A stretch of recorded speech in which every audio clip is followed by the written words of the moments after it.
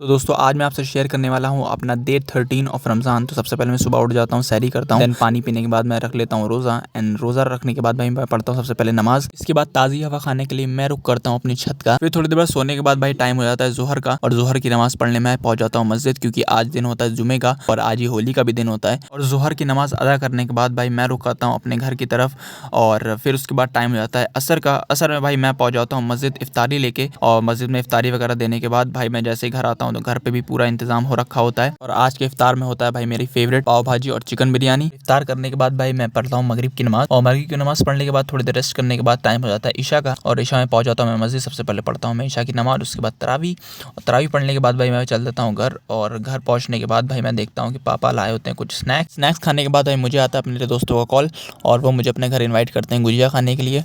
और गुजिया वगैरह खाने के बाद भाई हम लोग चल देते हैं थोड़ी देर बाहर घूमने के लिए। और एज़ यूजुअल भाई हम लोग एक कैफ़े पे रुकते हैं और रुक के पीते हैं चाय पीने के साथ साथ भाई हम लोग खेलते हैं सभी लोग साथ में मिलकर लूडो।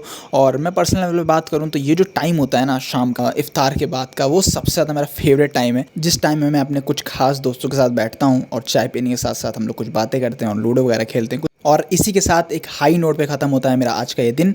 मैं मिलता हूँ आपसे किसी नेक्स्ट व्लॉग में। बाय बाय, अल्लाह हाफिज़।